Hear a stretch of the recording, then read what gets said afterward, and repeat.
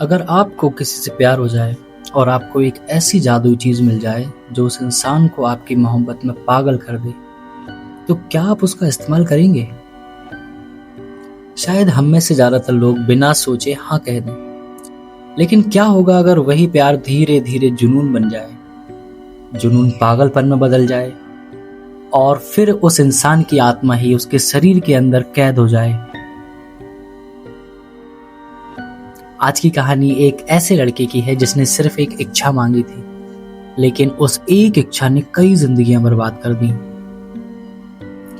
तो कहानी शुरू होती है बियर नाम के एक शर्मीले लड़के से। बियर एक म्यूजिक स्टोर में काम करता है। वह साधारण है, अकेला है और अपनी ही दुनिया में खोया रहता है, लेकिन उसके दिल में एक राज छिपा है। वह बचपन से ही निक्की से प्यार करता है। निक्की उसकी दोस्त है, कलीग्स है, लेकिन बियर कभी अपनी भावनाएं उसके सामने नहीं रख पाया। उसे हमेशा डर लगता है, अगर उसने मना कर दिया तो यही डर उसकी जिंदगी को रोक कर रखता है। पहली ट्रेजेडी होती है। एक दिन बियर घर लौटता है। वहां उसका प्यारा पालतू बिल्ली सैंडी मर चुकी होती है। यह घटना उसे अंदर तक तोड़ देती है। वह पहले से ही अकेला था, अब उसका सबसे प्यारा साथी भी चला गया। उस रात बियर का दर्द और बढ़ जाता है। उसे लगता है कि जिंदगी में उसके पास कुछ भी नहीं बचा। इसी दौरान निक्की का फोन आता है। वह चाहती है कि बियर दोस्तों के साथ बाहर चले। बियर पहले मना करता है, लेकिन फिर मान जाता है। उसे लगता है कि शायद आज कुछ बदल जाए, लेकिन उसे नहीं पता कि आज उसकी पूरी जिंदगी बदलने वाली है। रास्ते में बियर एक अजीब सी दुकान में जाता है।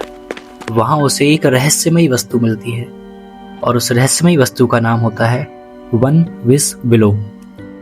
दुकानदार कहता है, इससे एक इच्छा मांगो और वह पूरी होगी। बियर पहले हंस देता है, लेकिन फिर उसका दिल बोलता है। वह वर्षों से निक्की को चाहता है, उसने कभी हिम्मत नहीं की और अब उसके सामने एक शॉर्टकट है। तो फाइनली बियर एक इच्छा मांगता है कि काश निक्की मुझे दुनिया में सबसे ज्यादा प्यार करे। तो अब जानते हैं क्या होता है? उसकी इच्छा पूरी हो जाती है। कुछ ही देर में निक्की बदलने लगती है। वह अचानक बियर के बेहद करीब आने लगती है। वह उसके घर आना चाहती है, उसके साथ रहना चाहती है, उसके साथ सोना चाहती है। पहले बियर को लगता है कि उसका सपना पूरा हो गया। जिस लड़की को वह सालों से चाहता था, वह अब उसकी जिंदगी में है। लेकिन धीरे धीरे कुछ अजीब होने लगता है। निक्की कभी कभी डरावनी बातें करती है, कभी खाली जगहों को घूरती है, कभी ऐसे चीखती है जैसे उसे कुछ दिखाई दे रहा हो। बियर को लगने लगता है कि कुछ गलत है। शुरुआत में बियर खुश होता है। वह और निक्की एक कपल की तरह रहने लगते हैं, घूमना, हंसना, सपने देखना, भविष्य की बातें करना। लेकिन जल्द ही निक्की का प्यार असामान्य होने लगता है। वह बियर को अकेला नहीं छोड़ती, उसकी हर हरकत पर नजर रखती है। उसे किसी और से बात करते नहीं देख सकती। उसकी पूरी दुनिया सिर्फ बियर बन चुका है। और यही सबसे डरावनी बात थी, क्योंकि यह प्यार नहीं था, यह जुनून था। एक रात बियर को सच्चाई की झलक मिलती है। वह निक्की को सोते हुए सुनता है, लेकिन यह आवाज अलग थी। यह वही निक्की थी जिसे वह जानता था, डरी हुई, टूटी हुई, मदद मांगती हुई। पर निक्की जो कहती है वो सुनो। वह फुसफुसाकर कहती है कि मुझे मार दो। बियर डर जाता है, वह समझ नहीं पाता। फिर निक्की कहती है, मैं कभी तुम्हारे साथ नहीं थी। यही बियर को समझ आता है कि उसकी इच्छा ने निक्की को बदल नहीं दिया, बल्कि उसकी असली पहचान को कैद कर दिया है। उसी समय बियर की दोस्त सारा उससे मिलने आती है। वह बताती है कि निक्की और लैन पहले एक दूसरे के करीब थे।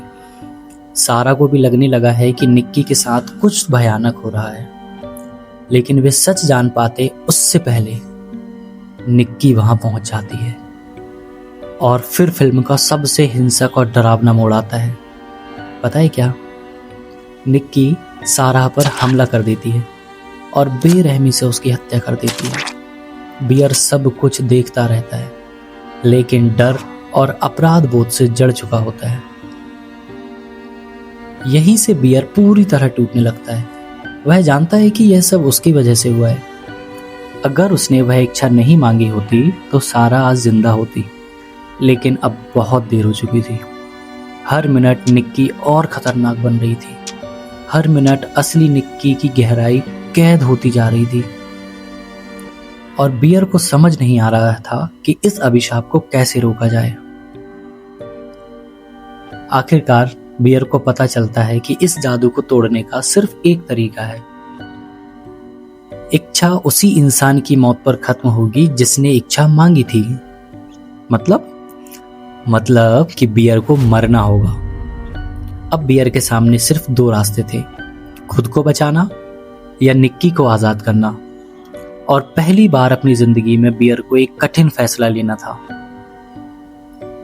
इस बीच लैन मदद करने के लिए आता है, लेकिन निक्की अब पूरी तरह नियंत्रण खो चुकी है। वह लैन को गोली मार देती है और बियर के सामने एक और जान चली जाती है।